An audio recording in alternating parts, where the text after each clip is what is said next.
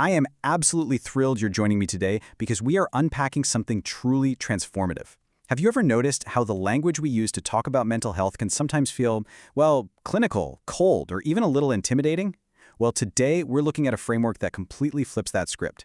We are going to explore how simple, universally understood agricultural metaphors can just completely revolutionize our approach to mental health and relational wellness. It's a fascinating shift from looking at what's quote-unquote wrong with a person to looking at the actual soil they're planted in.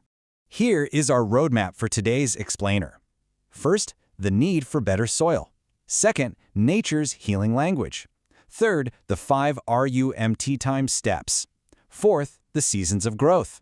And finally, cultivating wellness across systems. Let's get into it. Starting with Section 1, the need for better soil, and a look at our global crisis. Okay, let's dive right into this. Before we look at solutions, I want you to reflect on your own environment. Think about your home, your workplace, your neighborhood. In agriculture, a seed simply cannot thrive in toxic or depleted soil, right? So to understand the root of our current global mental health crisis, we have to look closely at the soil we are all trying to grow in. Traditional mental health care models do a whole lot of good, for sure, but they frequently fall short when it comes to serving culturally and linguistically diverse populations. Why is that? Well, because they're often built on Eurocentric models that just don't account for everyone's lived reality.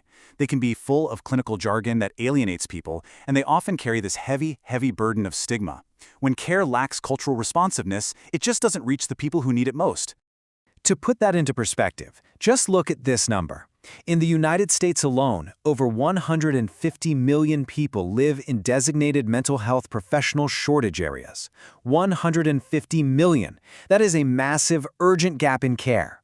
It tells us that relying solely on traditional clinical therapy rooms, it isn't enough. We desperately need an innovative solution that is scalable, accessible, and culturally grounded.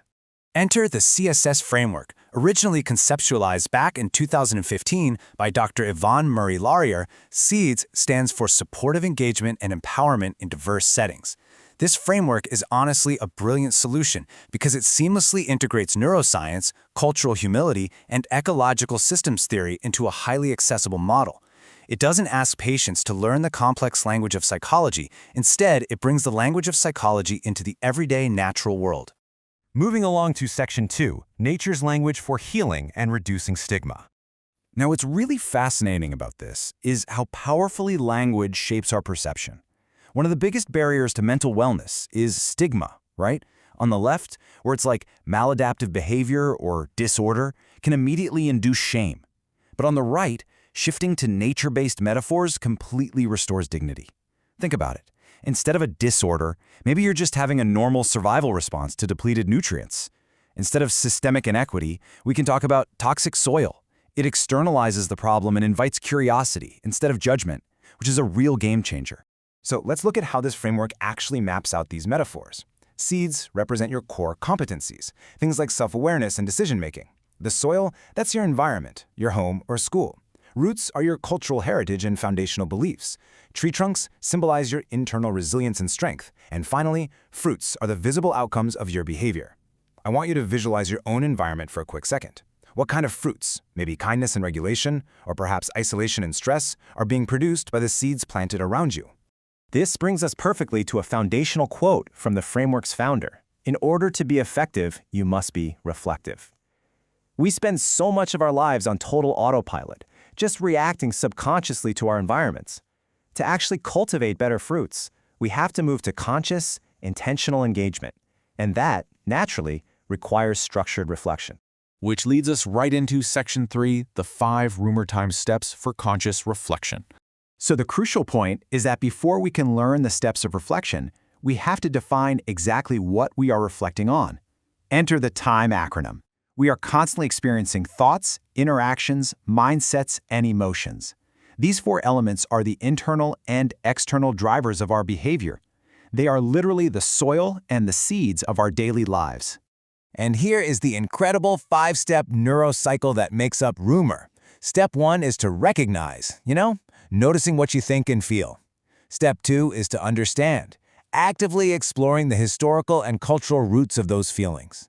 Step 3 is manage, applying strategies to regulate yourself. Step 4 is express, communicating constructively. And step 5 is reflect, evaluating what you've just learned. Research actually shows that walking through these specific steps, like putting feelings into words, which neuroscientists call affect labeling, literally helps rewire neural pathways to reduce emotional reactivity. How cool is that? Now for section 4, the seasons of growth, looking at this as a cyclical model. Because of course, healing isn't just a linear checklist. And this brilliantly illustrates how the rumor steps map right onto the cyclical seasons of nature. You might spend time in the quiet, sometimes really uncomfortable truth-telling of winter, which is the recognize phase. Then comes spring, where you understand your roots with fresh curiosity. Summer is the manage phase. It's hot, it requires intense effort, and frankly, a lot of emotional weeding. Finally, fall is when you express and reflect, reaping the harvest of all your hard work and finding closure. If there is literally one thing you take away from this explainer, let it be this: growth takes time. You might go through these seasons multiple times a year, or you might spend years in a single season. Everyone's journey through this cycle is wonderfully, uniquely different, and honoring this rhythm completely removes the shame of feeling like you aren't somehow healing fast enough. And finally, section 5, cultivating wellness across systems.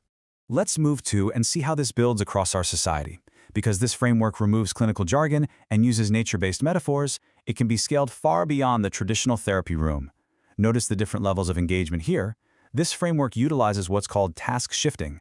It empowers everyday people, parents at home, peers at school, managers in the workplace, and community leaders to become active sowers of wellness. You do not need a medical degree to help someone reflect on their thoughts, interactions, mindsets, and emotions. We can plant these seeds at every single level of our social determinants. We have covered a ton of ground today, moving from the need for better mental health models to actionable stigma-free tools like the RUMERTIME process. So I want to leave you with a lingering thought to carry with you. When you look at your daily time, your thoughts, interactions, mindsets, and emotions, what seeds are you planting in your own soil today? Are they seeds of empathy and conscious reflection? I highly encourage you to keep exploring these concepts, step confidently into your current season of growth, and start cultivating your own wellness. Thanks so much for joining me on The Explainer.